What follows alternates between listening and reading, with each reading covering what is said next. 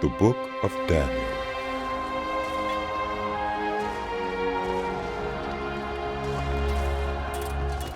In the 3rd year of the reign of Jehoiakim, king of Judah, Nebuchadnezzar, king of Babylon, came to Jerusalem and besieged it. And the Lord delivered Jehoiakim, king of Judah, into his hand, along with some of the articles from the temple of God. These he carried off to the temple of his God in Babylonia and put in the treasure house of his God.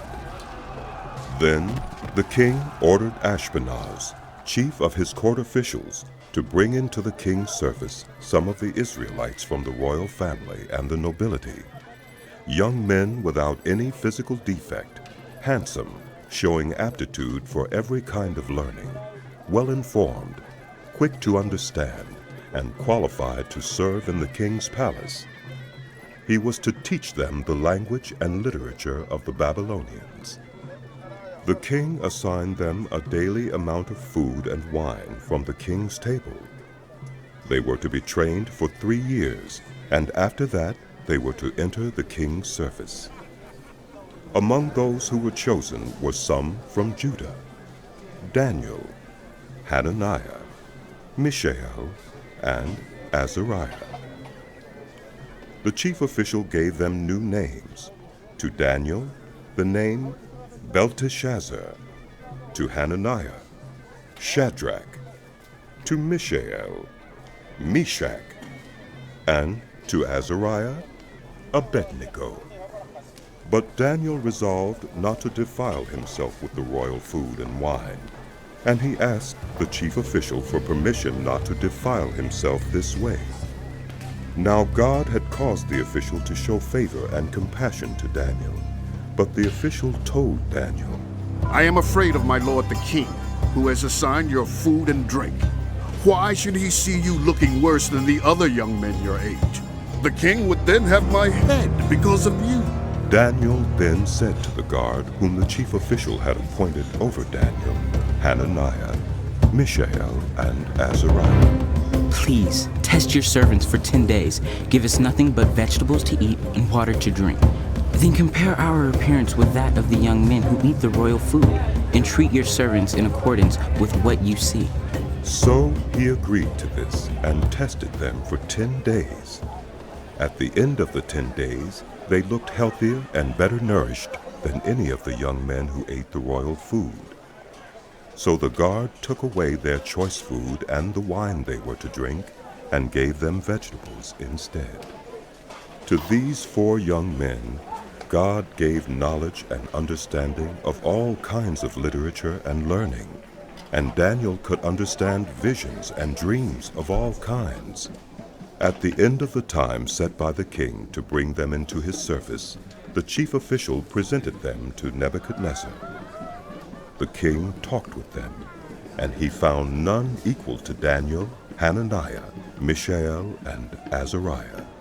So they entered the king's service. In every matter of wisdom and understanding about which the king questioned them, he found them 10 times better than all the magicians and enchanters in his whole kingdom. And Daniel remained there until the 1st year of King Cyrus. In the 2nd year of his reign, Nebuchadnezzar had dreams. His mind was troubled and he could not sleep. So the king summoned the magicians, enchanters, sorcerers, and astrologers to tell him what he had dreamed. When they came in and stood before the king, he said to them, "I have had a dream that troubles me, and I want to know what it means." Then the astrologers answered the king, "May the king live forever. Tell your servants the dream, and we will interpret it." The king replied to the astrologers, "This is what I have firmly decided. If you do not tell me what my dream was and interpret it, I will have you cut into pieces and your houses turned into piles of rubble. But if you tell me the dream and explain it, you will receive from me gifts and rewards and great honor. So tell me the dream and interpret it for me." Once more they replied, "Let the king tell his servants the dream, and we will interpret it." Then the king answered, I am certain that you are trying to gain time, because you realize that this is what I have firmly decided. If you do not tell me the dream, there's only one penalty for you. You have conspired to tell me misleading and wicked things, hoping the situation will change. So then, tell me the dream, and I will know that you can interpret it for me. The astrologers answered the king, There is not a person on earth who can do what the king asks. No king, however great and mighty, has ever asked such a thing of any magician or enchanter or astrologer.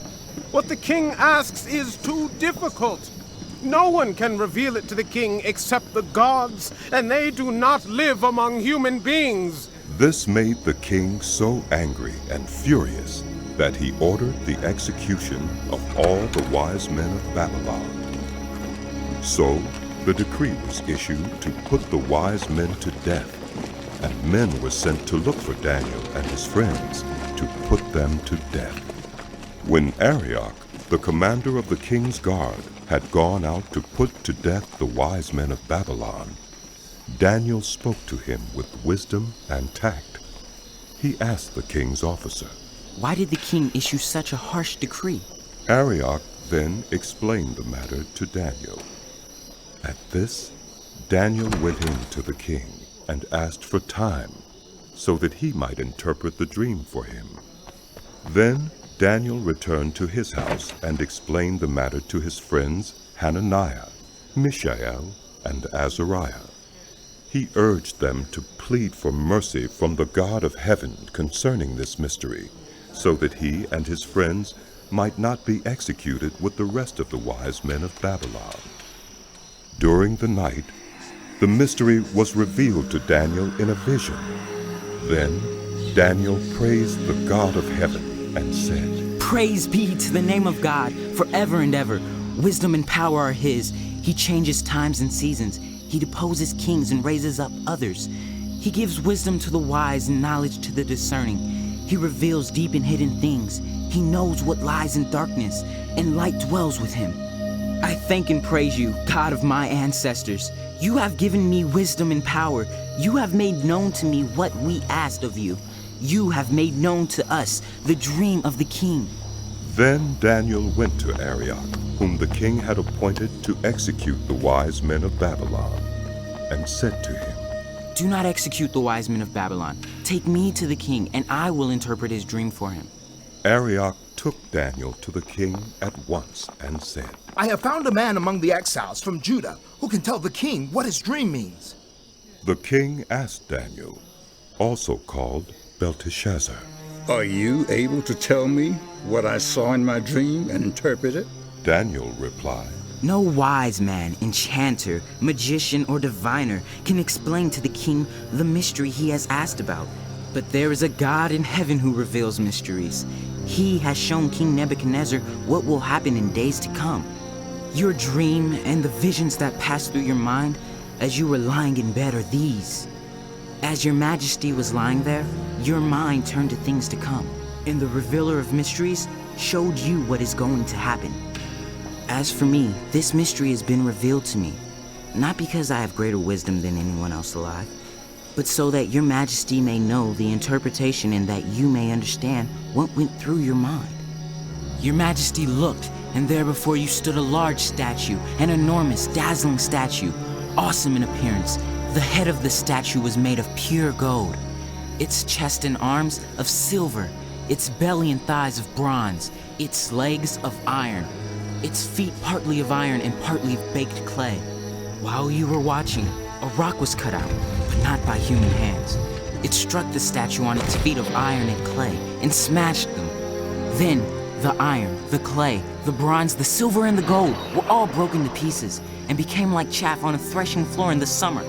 The wind swept them away without leaving a trace.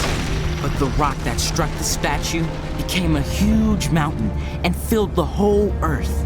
This was the dream, and now we will interpret it to the king. Your Majesty, you are the King of Kings. The God of heaven has given you dominion and power and might and glory. In your hands He has placed all people everywhere, and the beasts of the field and the birds in the sky. Wherever they live, he has made you ruler over them all. You are that head of gold. After you, another kingdom will arise, inferior to yours.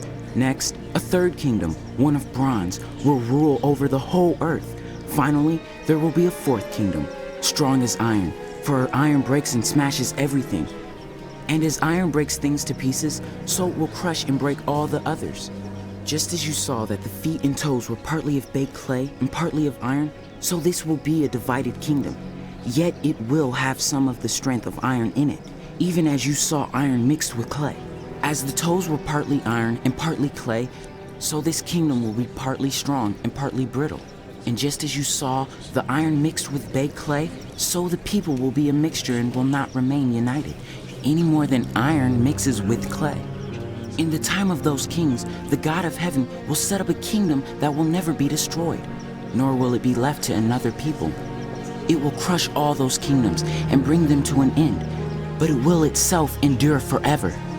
This is the meaning of the vision of the rock cut out of a mountain, but not by human hands, a rock that broke the iron, the bronze, the clay, the silver, and the gold to pieces.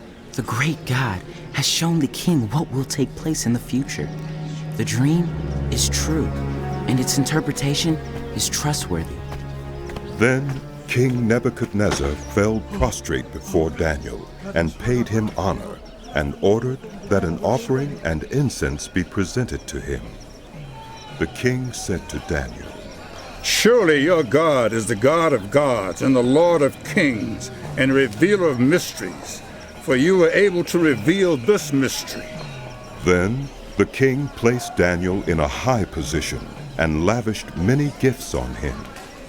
He made him ruler over the entire province of Babylon and placed him in charge of all its wise men. Moreover, at Daniel's request, the king appointed Shadrach, Meshach, and Abednego administrators over the province of Babylon, while Daniel himself remained at the royal court. Nebuchadnezzar made an image of gold, 60 cubits high and 6 cubits wide, and set it up on the plain of Dura in the province of Babylon. He then summoned the satraps, prefects, governors, advisors, treasurers, judges, magistrates, and all the other provincial officials to come to the dedication of the image he had set up. So the satraps, prefects, governors, advisors, treasurers, judges, magistrates, and all the other provincial officials assembled for the dedication of the image that King Nebuchadnezzar had set up, and they stood before it. Then the herald loudly proclaimed, Nations and peoples of every language, this is what you are commanded to do. As soon as you hear the sound of the horn, flute, zither, lyre, harp, pipe, and all kinds of music, you must fall down and worship the image of gold that King Nebuchadnezzar has set up. Whoever does not fall down and worship will immediately be thrown into a blazing furnace. Therefore, as soon as they heard the sound of the horn, flute, zither, lyre, harp, and all kinds of music, all the nations and peoples of every language fell down and worshipped the image of gold that King Nebuchadnezzar had set up.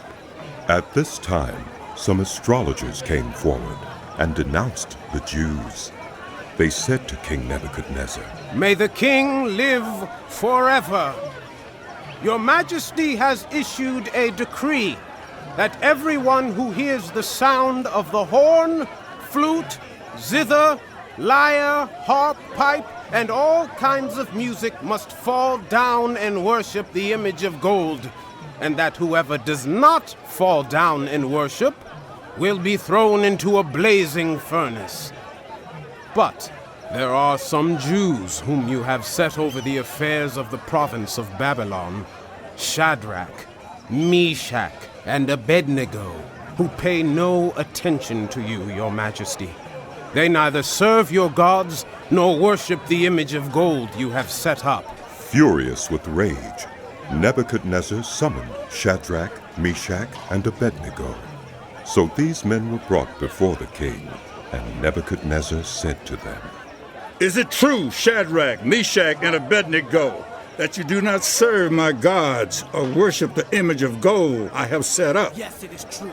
Now when you hear the sound of the horn, flute, zither, lyre, harp, pipe, and all kinds of music, if you are ready to fall down and worship the image I made, very good. Not serve that. But if you do not worship it, you will be thrown immediately into a blazing furnace. Then what God will be able to rescue you from my hand? Shadrach, Meshach, and Abednego replied to him, King Nebuchadnezzar, we do not need to defend ourselves before you in this matter. If the God we serve is able to deliver us, then he will deliver us from the blazing furnace and from your majesty's hand. But even if he does not, we want you to know, your majesty, that we will not serve your gods or worship the image of gold you have set up. Then Nebuchadnezzar was furious with Shadrach, Meshach, and Abednego, and his attitude toward them changed. He ordered the furnace heated 7 times hotter than usual, and commanded some of the strongest soldiers in his army to tie up Shadrach, Meshach, and Abednego, and throw them into the blazing furnace. So these men, wearing their robes, trousers, turbans, and other clothes, were bound and thrown into the blazing furnace. The king's command was so urgent, and the furnace so hot, that the flames of the fire killed the soldiers who took up Shadrach, Meshach, and Abednego, and these 3 men, firmly tied, fell into the blazing furnace. Then King Nebuchadnezzar leaped to his feet in amazement and asked his advisors, Weren't there 3 men that we tied up and threw into the fire? They replied, Certainly, your majesty. He said, Look, I see 4 men walking around in the fire, unbound and unharmed, and the 4th looks like a son of the gods. Nebuchadnezzar then approached the opening of the blazing furnace and shouted, Shadrach, Meshach, and Abednego, servants of the Most High God, come out, come here. So Shadrach, Meshach, and Abednego came out of the fire, and the satraps, prefects, governors, and royal advisors crowded around them. They saw that the fire had not harmed their bodies, nor was a hair of their heads singed. Their robes were not scorched, and there was no smell of fire on them. Then Nebuchadnezzar said, Praise be to the God of Shadrach, Meshach, and Abednego, who has sent his angel and rescued his servants. They trusted in him and defied the king's command, and were willing to give up their lives rather than serve or worship any god except their own God.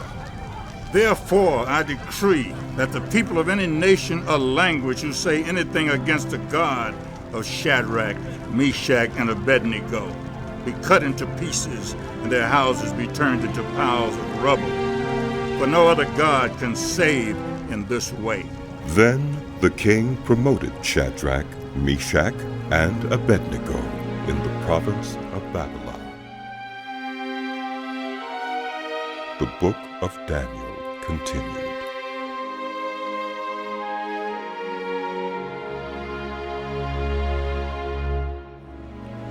King Nebuchadnezzar, to the nations and peoples of every language who live in all the earth, may you prosper greatly.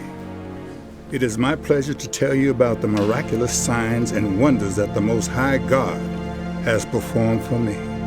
How great are his signs, how mighty his wonders. His kingdom is an eternal kingdom.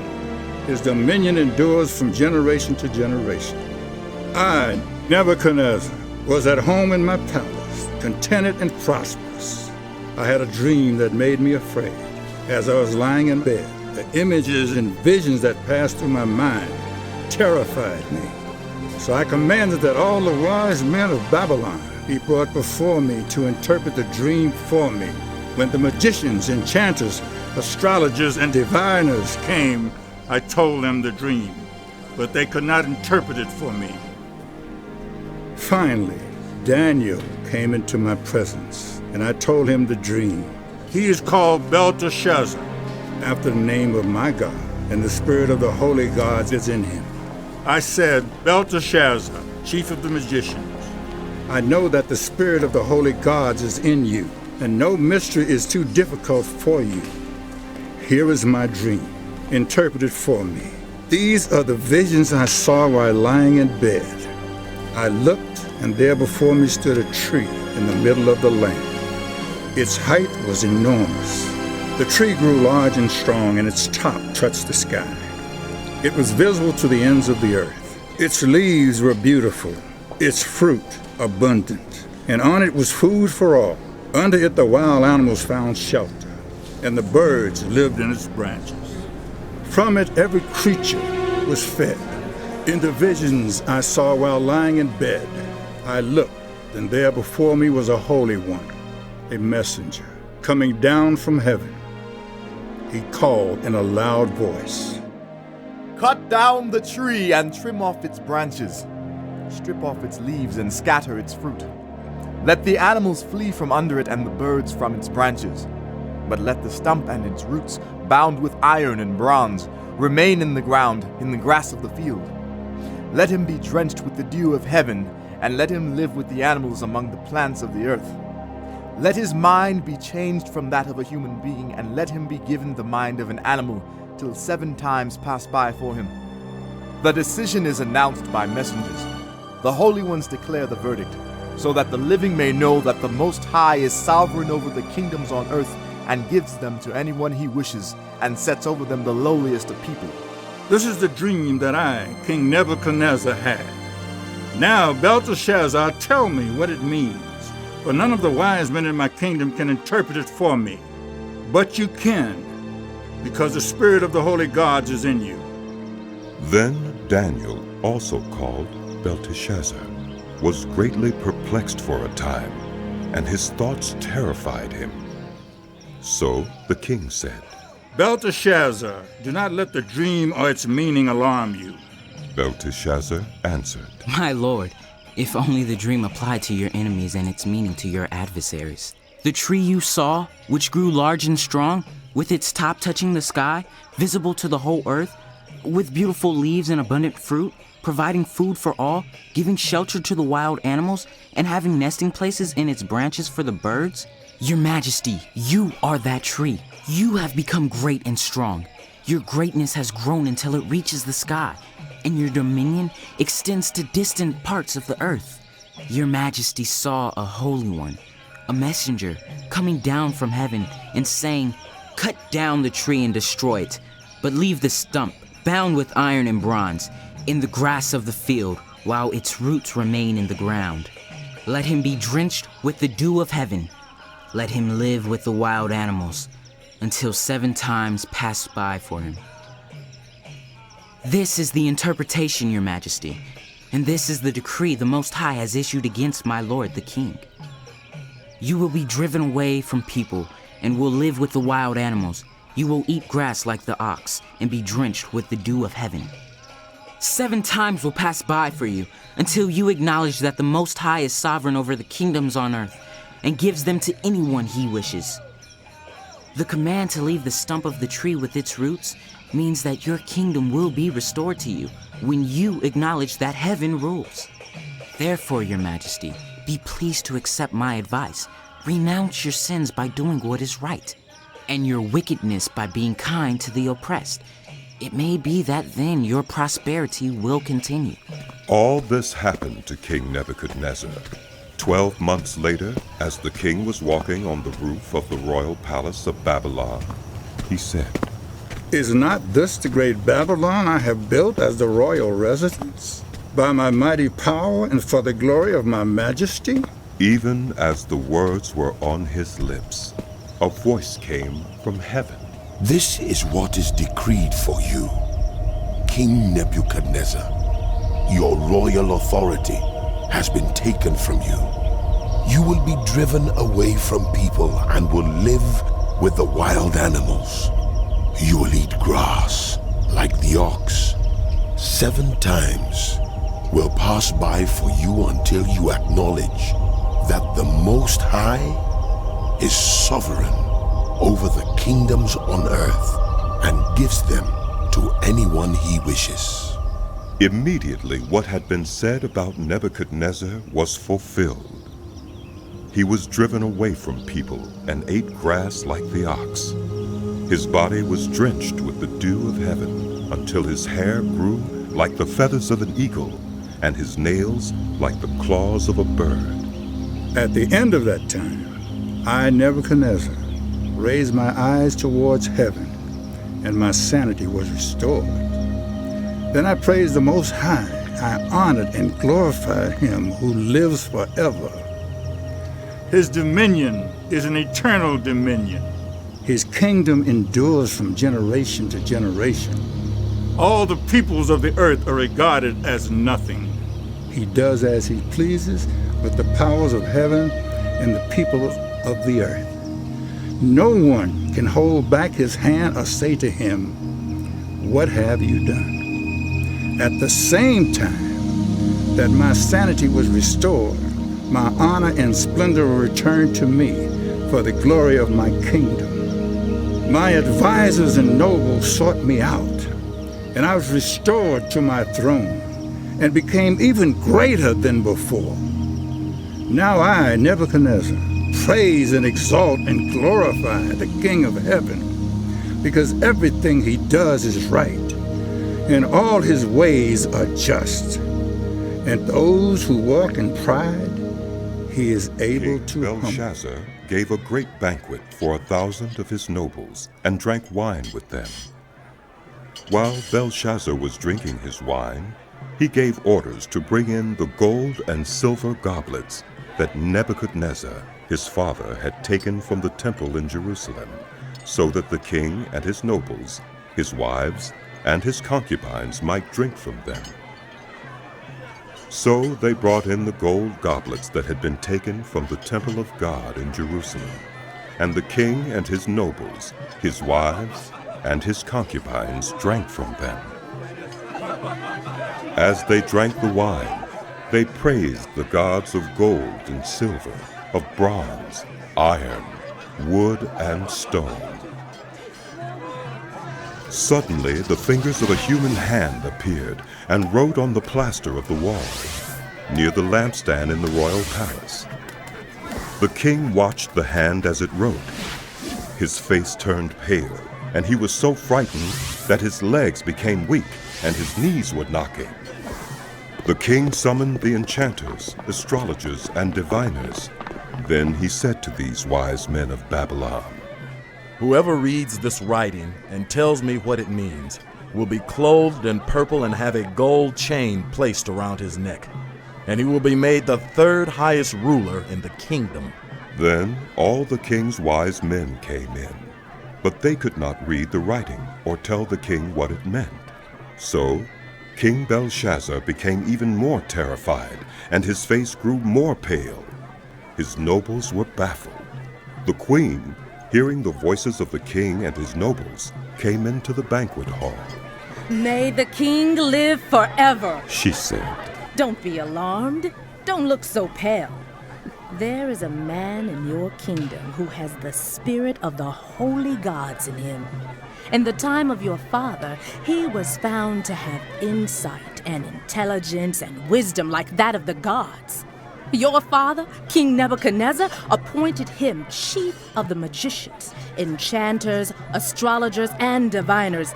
He did this because Daniel, whom the king called Belteshazzar, was found to have a keen mind and knowledge and understanding, and also the ability to interpret dreams, explain riddles, and solve difficult problems.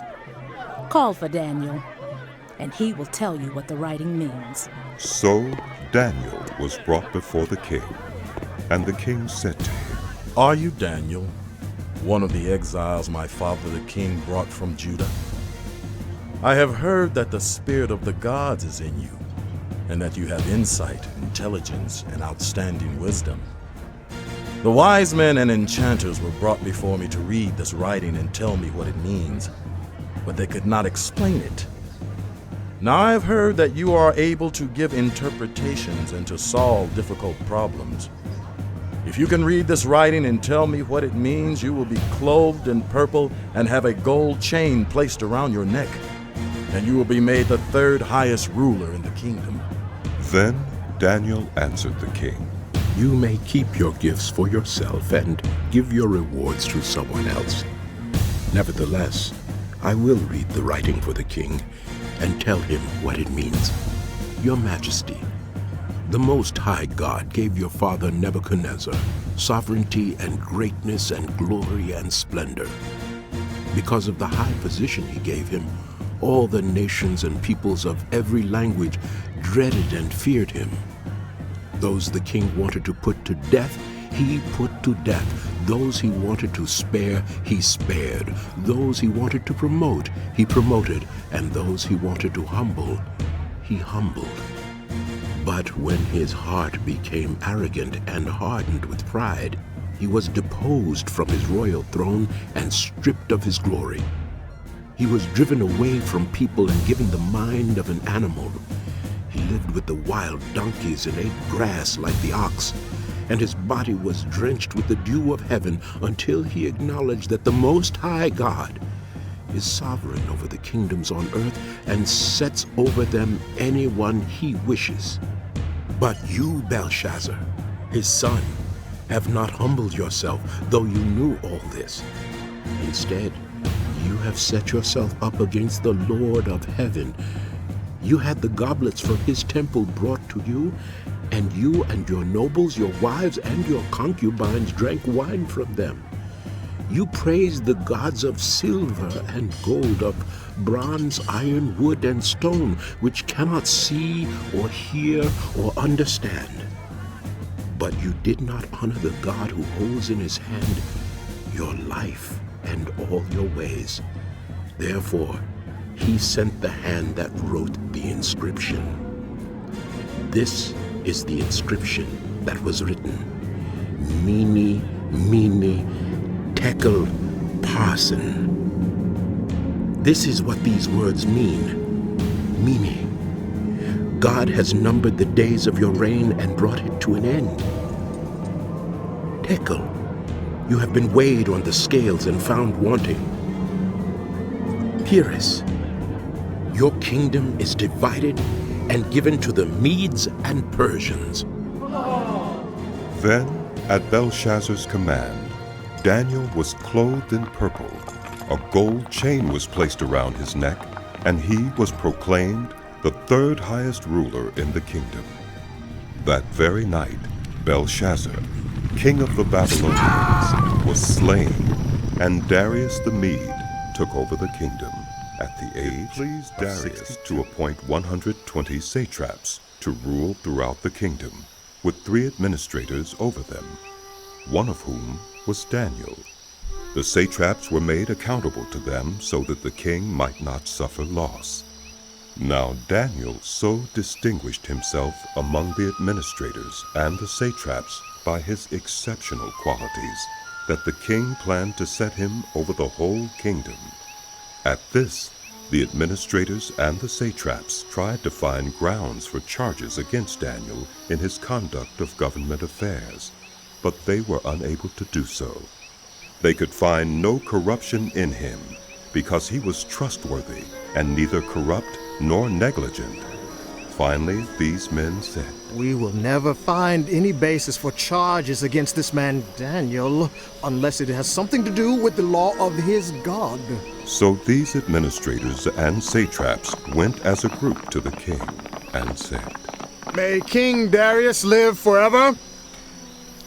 The royal administrators, prefects, satraps, advisors, and governors have all agreed that the king should issue an edict and enforce the decree that anyone who prays to any god or human being during the next 30 days, except to you, your majesty, shall be thrown into the lion's den. Now, your majesty, issue the decree and put it in writing so that it cannot be altered in accordance with the law of the Medes and Persians, which cannot be repealed. So King Darius put the decree in writing, Now when Daniel learned that the decree had been published, he went home to his upstairs room, where the windows opened toward Jerusalem. 3 times a day he got down on his knees and prayed, giving thanks to his God, just as he had done before. Then these men went as a group and found Daniel praying and asking God for help. So they went to the king and spoke to him about his royal decree. Did you not publish a decree that during the next 30 days, anyone who prays to any god or human being except to you, your majesty, would be thrown into the lion's den? The king answered, The decree stands, in accordance with the law of the Medes and Persians, which cannot be repealed. Then they said to the king, Daniel, who is one of the exiles from Judah, pays no attention to you, your majesty, or to the decree you put in writing. He still prays 3 times a day. When the king heard this, he was greatly distressed. He was determined to rescue Daniel and made every effort until sundown to save him. Then the men went as a group to King Darius and said to him, Remember, your majesty, that according to the law of the Medes and Persians, no decree or edict that the king issues can be changed. Very well. So the king gave the order, and they brought Daniel and threw him into the lion's den. The king said to Daniel, May your God, whom you serve continually, rescue you. A stone was brought and placed over the mouth of the den, and the king sealed it with his own signet ring and with the rings of his nobles, so that Daniel's situation might not be changed. Then the king returned to his palace and spent the night without eating and without any entertainment being brought to him, and he could not sleep. At the first light of dawn, the king got up and hurried to the lion's den. When he came near the den, he called to Daniel in an anguished voice. Daniel, servant of the living God, has your God, whom you serve continually, been able to rescue you from the lions?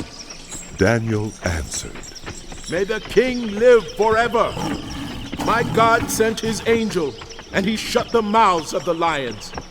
They have not hurt me, because I was found innocent in his sight. Nor have I ever done any wrong before you, your majesty.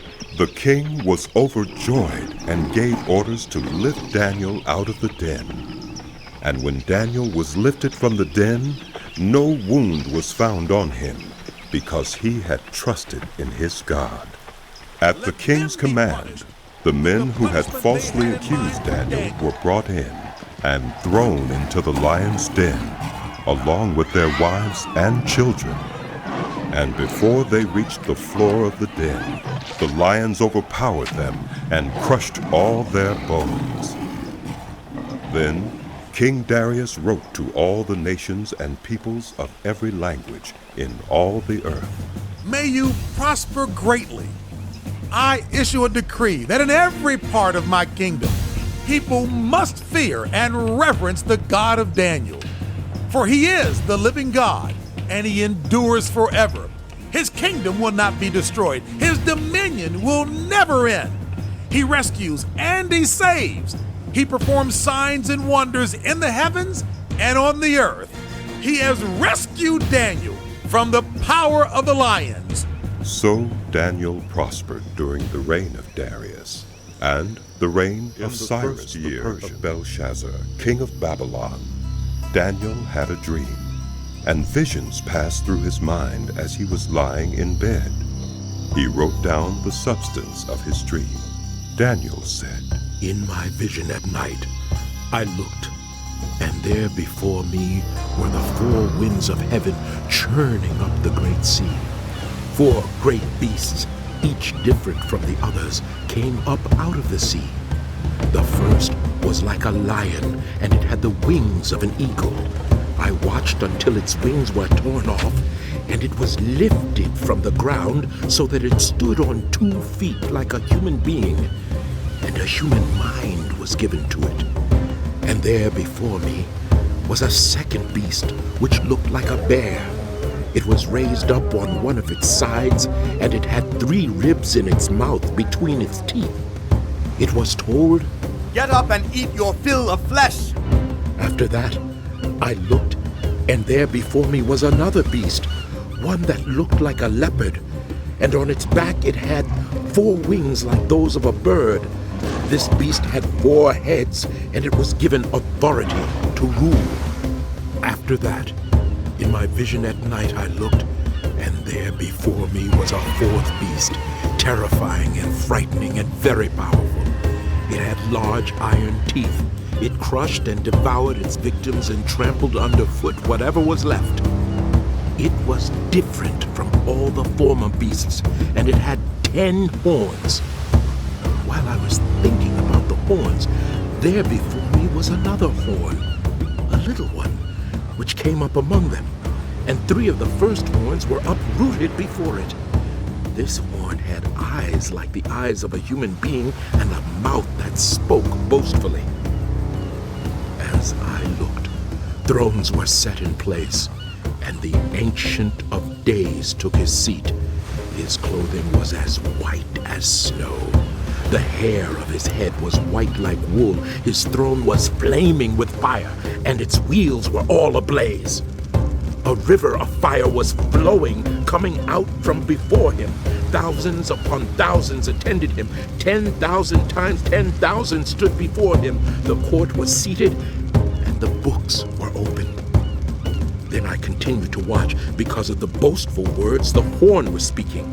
I kept looking until the beast was slain and its body destroyed and thrown into the blazing fire.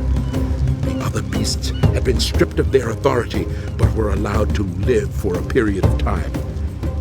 In my vision at night, I looked, and there before me was one like a son of man, coming with the clouds of heaven.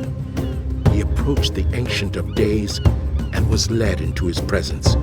He was given authority, glory, and sovereign power. All nations and peoples of every language worshipped him. His dominion is an everlasting dominion that will not pass away, and his kingdom is one that will never be destroyed. I, Daniel, was troubled in spirit, and the visions that passed through my mind disturbed me. I approached one of those standing there and asked him the meaning of all this. So he told me and gave me the interpretation of these things. The 4 great beasts are 4 kings that will rise from the earth. But the holy people of the Most High will receive the kingdom and will possess it forever. Yes, forever and ever. Then I wanted to know the meaning of the 4th beast, which was different from all the others and most terrifying, with its iron teeth and bronze claws, the beast that crushed and devoured its victims and trampled underfoot whatever was left. I also wanted to know about the 10 horns on its head and about the other horn that came up, before which 3 of them fell. The horn that looked more imposing than the others, and that had eyes and a mouth that spoke boastfully. As I watched, this horn was waging war against the holy people and defeating them, until the Ancient of Days came and pronounced judgment in favor of the holy people of the Most High, and the time came when they possessed the kingdom. He gave me this explanation. The 4th beast is a 4th kingdom that will appear on earth. It will be different from all the other kingdoms and will devour the whole earth, trampling it down and crushing it.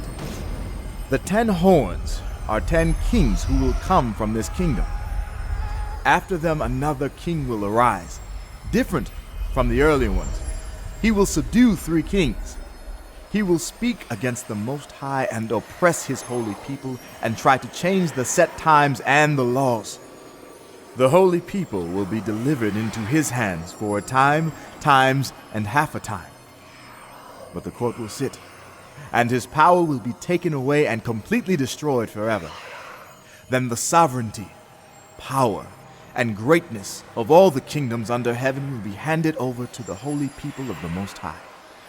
His kingdom will be an everlasting kingdom, and all rulers will worship and obey him. This is the end of the matter. I, Daniel, was deeply troubled by my thoughts, and my face turned pale, but I kept the matter to myself. In the 3rd year of King Belshazzar's reign, I, Daniel, had a vision after the one that had already appeared to me. In my vision, I saw myself in the citadel of Susa in the province of Elam. In the vision, I was beside the Ulai Canal. I looked up, and there before me was a ram with 2 horns standing beside the canal, and the horns were long. One of the horns was longer than the other, but grew up later. I watched the ram as it charged toward the west and the north and the south. No animal could stand against it, and none could rescue from its power.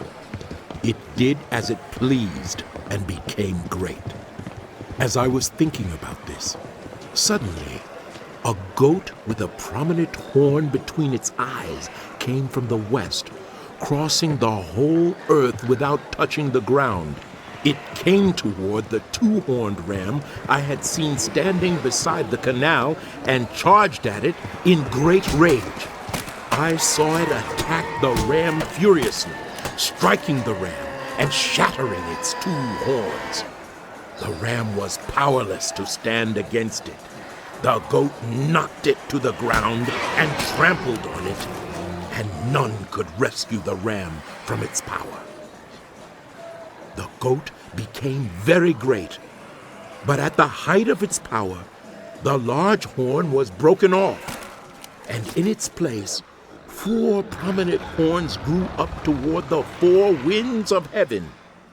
Out of one of them came another horn, which started small, but grew in power to the south and to the east and toward the beautiful land. It grew until it reached the host of the heavens, and it threw some of the starry host down to the earth and trampled on them. It set itself up to be as great as the commander of the army of the Lord. It took away the daily sacrifice from the Lord, and his sanctuary was thrown down. Because of rebellion, the Lord's people and the daily sacrifice were given over to it. It prospered in everything it did, and truth was thrown to the ground. Then I heard a Holy One speaking, and another Holy One said to him, "How long will it take for the vision to be fulfilled? The vision concerning the daily sacrifice, the rebellion that causes desolation, the surrender of the sanctuary, and the trampling underfoot of the Lord's people." He said to me, "It will take 2,300 evenings and mornings. Then the sanctuary will be reconsecrated." While I, Daniel, was watching the vision and trying to understand it, there before me stood one who looked like a man, and I heard a man's voice from the Ulai calling, "Gabriel, tell this man the meaning of the vision." As he came near the place where I was standing, I was terrified and fell prostrate. "Son of man," he said to me, "understand that the vision concerns the time of the end." While he was speaking to me, I was in a deep sleep with my face to the ground. Then he touched me and raised me to my feet. He said, "I am going to tell you what will happen later in the time of wrath, because the vision concerns the appointed time of the end. The 2-horned ram that you saw represents the kings of Media and Persia.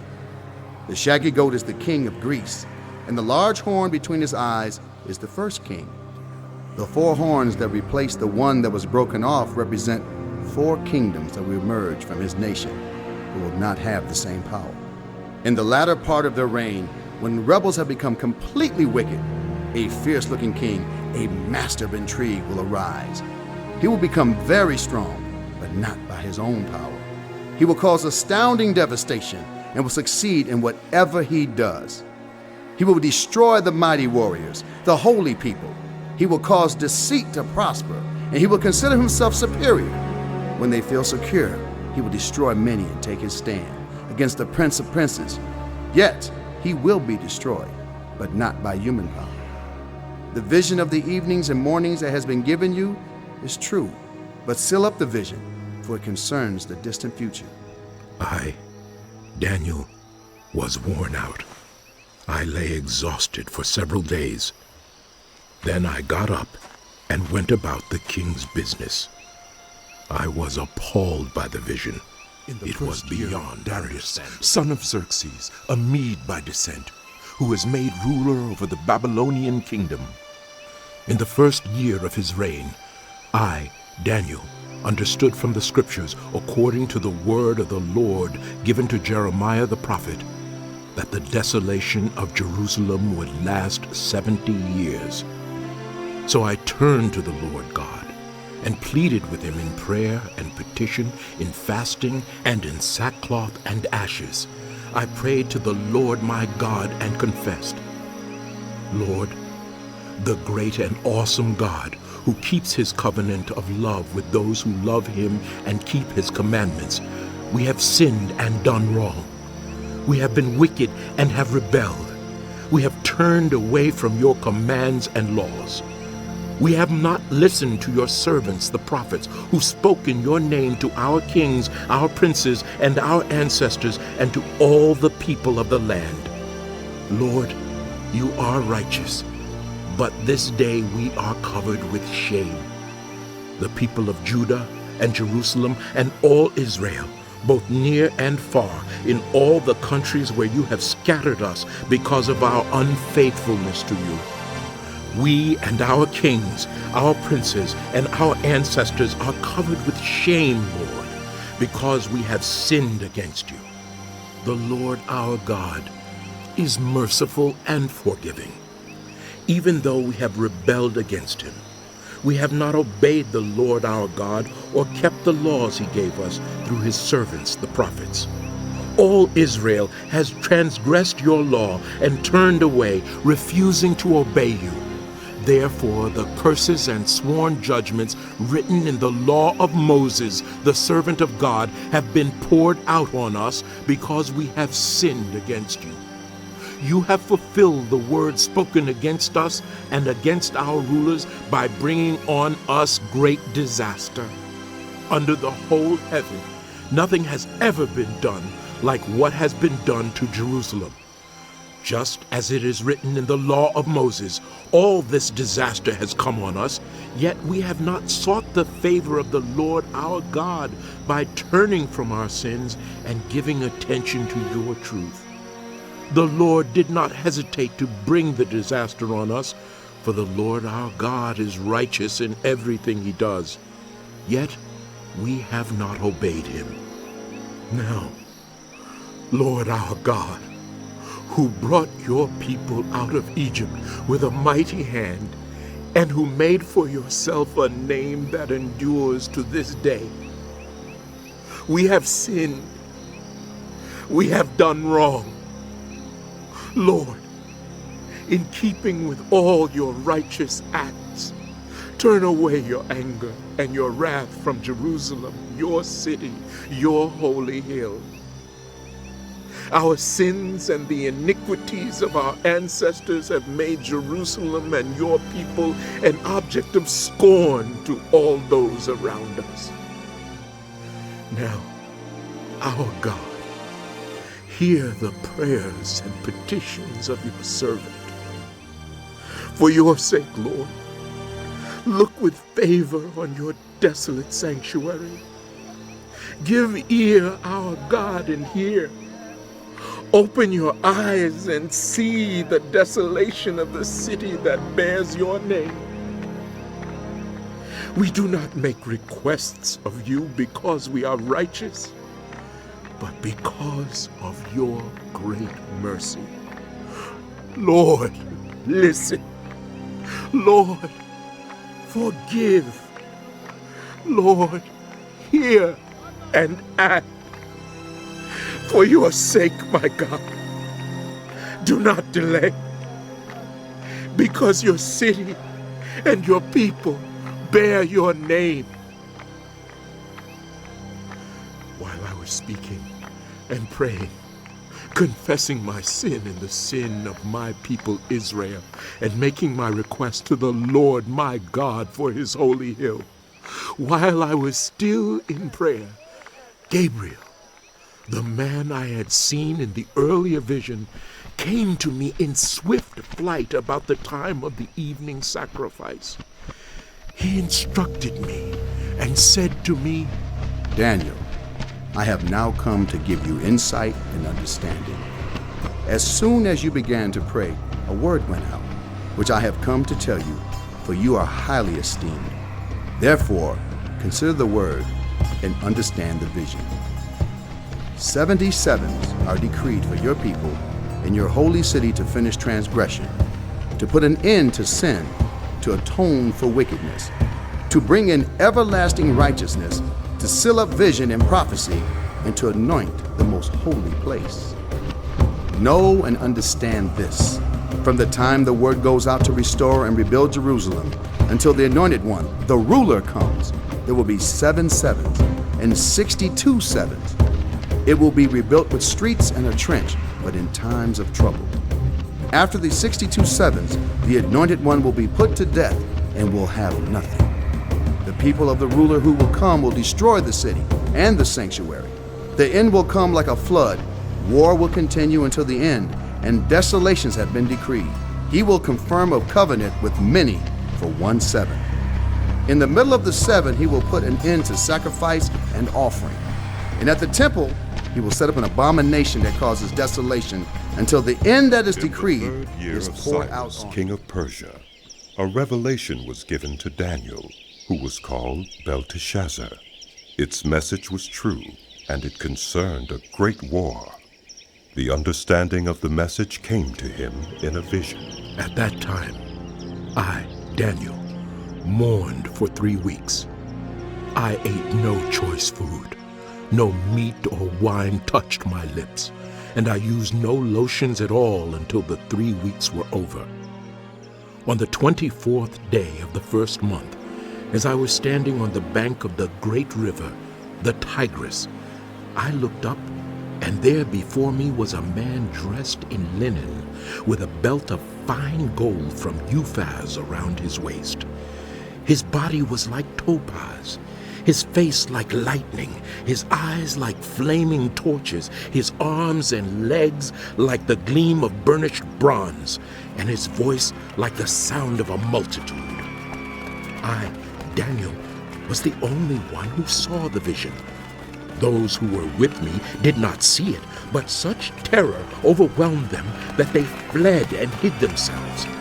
So I was left alone, gazing at this great vision. I had no strength left. My face turned deathly pale, and I was helpless. Then I heard him speaking, and as I listened to him, I fell into a deep sleep, my face to the ground. A hand touched me and set me trembling on my hands and knees. He said, Daniel, you who are highly esteemed, consider carefully the words I am about to speak to you, and stand up, for I have now been sent to you. And when he said this to me, I stood up, trembling. Then he continued, Do not be afraid, Daniel. Since the first day that you set your mind to gain understanding and to humble yourself before your God, your words were heard, and I have come in response to them. But the prince of the Persian kingdom resisted me 21 days. Then Michael, one of the chief princes, came to help me, because I was detained there with the king of Persia. Now I have come to explain to you what will happen to your people in the future. For the vision concerns a time yet to come. While he was saying this to me, I bowed with my face toward the ground and was speechless. Then one who looked like a man touched my lips, and I opened my mouth and began to speak. I said to the one standing before me, I am overcome with anguish because of the vision, my lord, and I feel very weak. How can I, your servant, talk with you, my lord? My strength is gone, and I can hardly breathe. Again, the one who looked like a man touched me and gave me strength. Do not be afraid, you who are highly esteemed, he said. Peace. Be strong now. Be strong.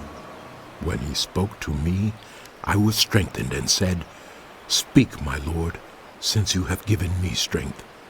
So he said, Do you know why I have come to you? Soon I will return to fight against the prince of Persia, and when I go, the prince of Greece will come. But first I will tell you what is written in the book of truth. No one supports me against them except Michael, your prince. And in the first year of Darius the Mede, I took my stand to support and protect him. Now then, I tell you the truth. 3 more kings will arise in Persia, and then a 4th, who will be far richer than all the others. When he has gained power by his wealth, he will stir up everyone against the kingdom of Greece. Then a mighty king will arise, who will rule with great power and do as he pleases. After he has arisen, his empire will be broken up and parceled out toward the 4 winds of heaven. It will not go to his descendants, nor will it have the power he exercised, because his empire will be uprooted and given to others. The king of the south will become strong, but one of his commanders will become even stronger than he, and will rule his own kingdom with great power. After some years, they will become allies. The daughter of the king of the south will go to the king of the north to make an alliance, but she will not retain her power, and he and his power will not last. In those days she will be betrayed, together with her royal escort and her father and the one who supported her. One from her family line will arise to take her place. He will attack the forces of the king of the north and enter his fortress. He will fight against them and be victorious. He will also seize their gods, their metal images, and their valuable articles of silver and gold, and carry them off to Egypt. For some years he will leave the king of the north alone. Then the king of the north will invade the realm of the king of the south, but will retreat to his own country. His sons will prepare for war and assemble a great army, which will sweep on like an irresistible flood and carry the battle as far as his fortress. Then the king of the south will march out in a rage and fight against the king of the north, who will raise a large army, but it will be defeated. When the army is carried off, the king of the south will be filled with pride and will slaughter many thousands, yet he will not remain triumphant. For the king of the north will muster another army, larger than the first, and after several years he will advance with a huge army fully equipped. In those times many will rise against the king of the south. Those who are violent among your own people will rebel in fulfillment of the vision, but without success. Then the king of the north will come and build up siege ramps and will capture a fortified city. The forces of the south will be powerless to resist. Even their best troops will not have the strength to stand. The invader will do as he pleases. No one will be able to stand against him. He will establish himself in the beautiful land and will have the power to destroy it. He will determine to come with the might of his entire kingdom and will make an alliance with the king of the south. And he will give him a daughter in marriage in order to overthrow the kingdom, but his plans will not succeed or help him. Then he will turn his attention to the coastlands and will take many of them, but a commander will put an end to his insolence and will turn his insolence back on him. After this, he will turn back toward the fortresses of his own country, but will stumble and fall to be seen no more. His successor will send out a tax collector to maintain the royal splendor. In a few years, however, he will be destroyed. yet not in anger or in battle. He will be succeeded by a contemptible person who has not been given the honor of royalty. He will invade the kingdom when its people feel secure, and he will seize it through intrigue. Then an overwhelming army will be swept away before him. Both it and a prince of the covenant will be destroyed. After coming to an agreement with him, he will act deceitfully, and with only a few people, he will rise to power. When the richest provinces feel secure, he will invade them and will achieve what neither his fathers nor his forefathers did. He will distribute plunder, loot, and wealth among his followers. He will plot the overthrow of fortresses, but only for a time. With a large army, he will stir up his strength and courage against the king of the south. The king of the south will wage war with a large and very powerful army, but he will not be able to stand because of the plots devised against him. Those who eat from the king's provisions will try to destroy him. His army will be swept away, and many will fall in battle. The two kings, with their hearts bent on evil, will sit at the same table and lie to each other, but to no avail, because an end will still come at the appointed time. The king of the north will return to his own country with great wealth, but his heart will be set against the Holy Covenant. He will take action against it and then return to his own country.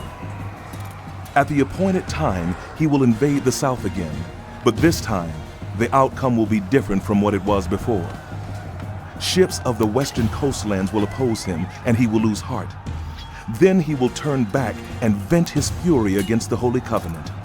He will return and show favor to those who forsake the Holy Covenant. His armed forces will rise up to desecrate the temple fortress and will abolish the daily sacrifice. Then they will set up the abomination that causes desolation. With flattery, he will corrupt those who have violated the covenant. But the people who know their God will firmly resist him. Those who are wise will instruct many, though for a time they will fall by the sword, or be burned, or captured, or plundered. When they fall, they will receive a little help, and many who are not sincere will join them. Some of the wise will stumble, so that they may be refined, purified, and made spotless until the time of the end. For it will still come at the appointed time. The king will do as he pleases. He will exalt and magnify himself above every god, and will say unheard of things against the God of gods. He will be successful until the time of wrath is completed, for what has been determined must take place.